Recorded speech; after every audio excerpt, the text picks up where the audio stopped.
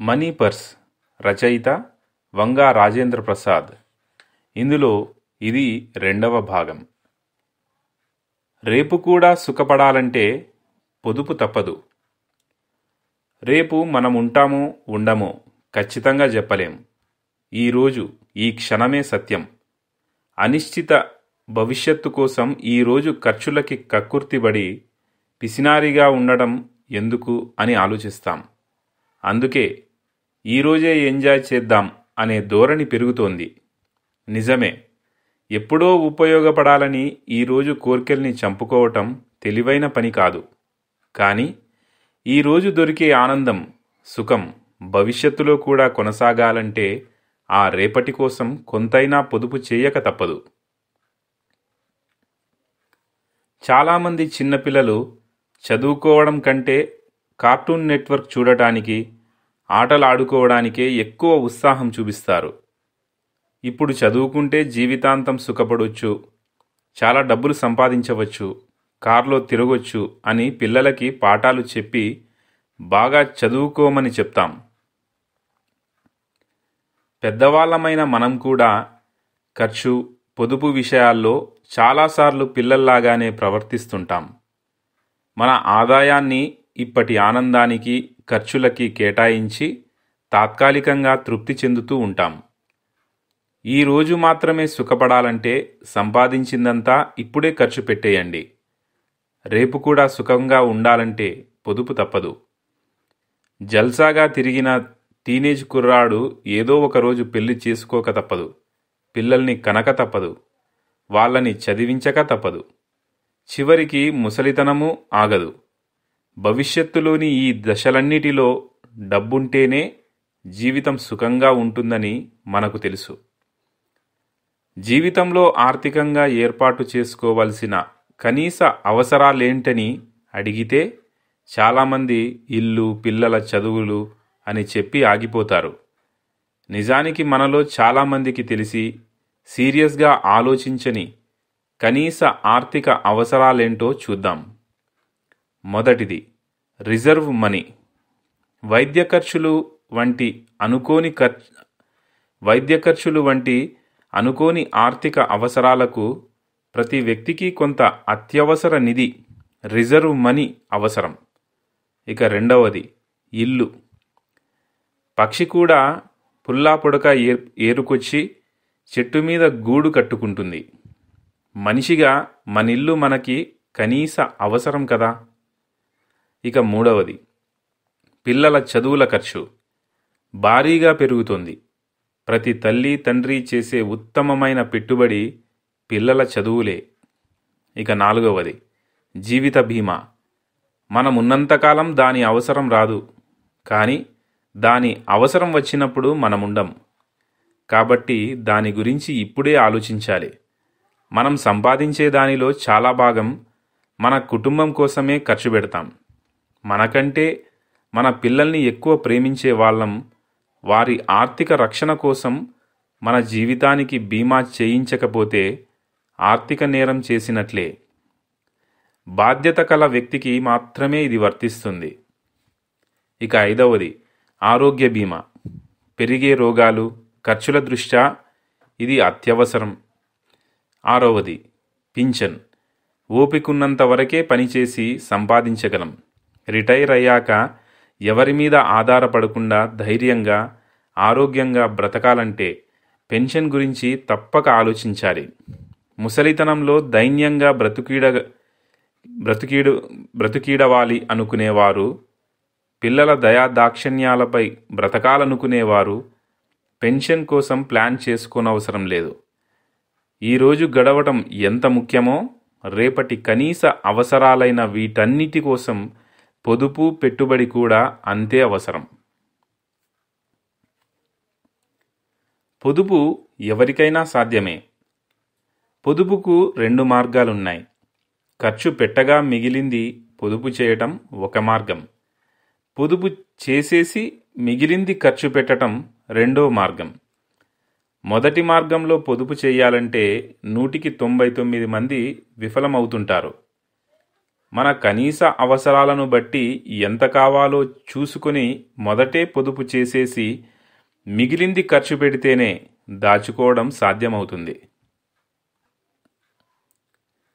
అరుణాచలం సినిమాలో హీరోకి నెల రోజుల్లో 30 కోట్ల రూపాయలు ఖర్చు చేయాలని పరీక్ష ఎదురవుతుంది. ఆ హీరో ఆ 30 కోట్లన్నీ ఖర్చు పెట్టేస్తాడు. మనము ఖర్చు పెట్టడంలో అరుణాచలాలమే. నెలకి 10,000 రూపాయలు వచ్చినా ఖర్చు పెట్టేస్తాం, 50,000 రూపాయలైనా ఖర్చు పెట్టేస్తాం. ఖర్చు పెట్టడంలో అందరము అసామాన్య శక్తి సంపన్నులమే. సంపాదించిన దానిలో ఖర్చులు పోను, డబ్బులు మిగిలితే దాచుకుందాంలే అనుకుంటే జీవితంలో పొదుపు చేయటం ఎప్పటికీ సాధ్యం కాదు. జేబులో డబ్బులుంటే కొత్త కొత్త కోర్కెలు పుట్టుకొస్తూనే ఉంటాయి. అవసరమున్నా లేకున్నా ఖరీదైన బట్టల దగ్గర నుండి నగల వరకు ఎన్నెన్నో కొనాలనిపిస్తుంటుంది. బలవంతంగా ఏదైనా పొదుపు పథకంలో మనల్ని మనం బంధించుకుంటే తప్ప మనలో చాలామందికి పొదుపు సాధ్యం కాదు. అవసరమైన ఖర్చులకి కొద్ది డబ్బుల్నే మిగిల్చుకొని పొదుపు చేయడం ప్రారంభిస్తే కానీ భవిష్యత్తు పట్ల ధైర్యంగా ఉండలేం. భారీ భవిష్య నిధికి బాల్యంలో బీజం.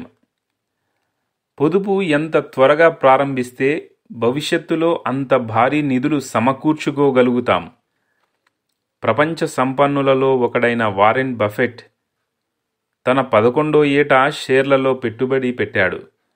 మనం కనీసం 20 ఏళ్ల వయసులోనైనా నెలకి 1,000 రూపాయల చొప్పున మ్యూచువల్ ఫండ్లో పెట్టుబడి పెడుతూ పోతే 15% వార్షిక వృద్ధితో రిటైర్ అయ్యే నాటికి అంటే 60 ఏళ్ల నాటికి సుమారు 2,30,00,000 రూపాయలు సంపాదించుకునే అవకాశం ఉంది.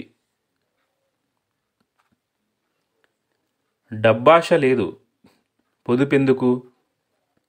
ఏదో రోజులు గడిస్తే చాలు, కోట్లు గడించాలన్న అత్యాశ నాకు లేదు అనుకుంటూ కొందరు పొదుపుకు దూరంగా ఉంటారు. ఎవరికి వారు తమ ఒక్కరి కోసమే సంపాదించుకోవాలంటే కూడు గుడ్డ నీడ వంటి కనీస అవసరాల కోసం కొద్ది సంపాదన చాలు. మనం మన కోసం కంటే మన వారి కోసం ఎక్కువ సంపాదిస్తాం. ఉత్తమ సంస్కారం ఉన్నవాళ్ళు ఇతరులకు సాయం చేయడానికి కూడా సంపాదిస్తారు. ధనబలం అంటే దాతృత్వ బలం అంటారు ఇన్ఫోసిస్ నారాయణమూర్తి. పేదవాడి వద్ద ఇతరులకు దానం చేయడానికి ఏమీ ఉండదు. ధనమున్నవాడే ఇతరులకి సాయం చేయగలడు. సుమారు 1,70,000 కోట్ల రూపాయలని దానం చేసే శక్తి వారెన్ బఫెట్కు వచ్చిందంటే ప్రణాళికాబద్ధంగా పెట్టుబడులు పెట్టుకుంటూ పోవడమే కారణం. అనవసర ఖర్చులకి దూరంగా ఉంటేనే. ఏదైనా కొనుక్కోవడానికి షాపుకు వెళ్ళడం మంచిది, కానీ చాలామందికి షాపుకు వెళ్ళాం కాబట్టి కొనుక్కు రావడం అలవాటవుతుంది.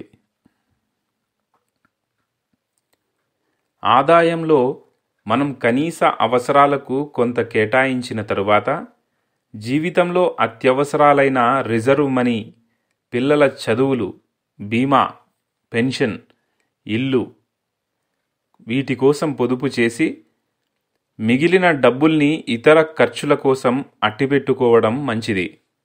షాపులోకి వెళ్ళినప్పుడు ఏదైనా నచ్చితే ఎప్పుడో ఒకప్పుడు ఉపయోగపడుతుందిలే అని కొనేయడం వల్ల పొదుపు సాధ్యం కాదు. నిజంగా ఉపయోగం అనుకున్న దానిని తప్పక కొనాలి. ఎప్పుడో ఒకప్పుడు ఉపయోగపడుతుందిలే అని కొనుక్కోవడం మాత్రం మంచిది కాదు. సుమారు 50 ఏళ్ల క్రితం కొనుక్కున్న ఇంటిలోనే ఇప్పటికీ ఉంటూ బఫెట్ అనవసర ఖర్చులకి దూరంగా ఉండటం వల్లనే అంతులేని సంపదను సృష్టించుకున్నాడు. ప్రణాళిక లేని అత్యాశ వద్దు.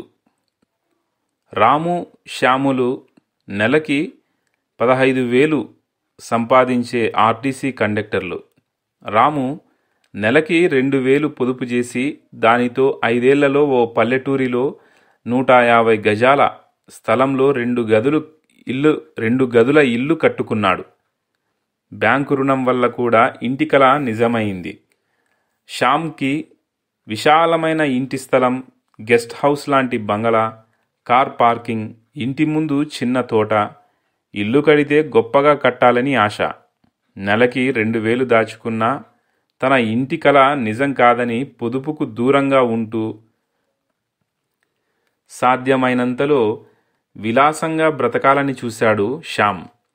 అందమైన భవంతి కలగనడం శ్యామ్ తప్పుకాదు.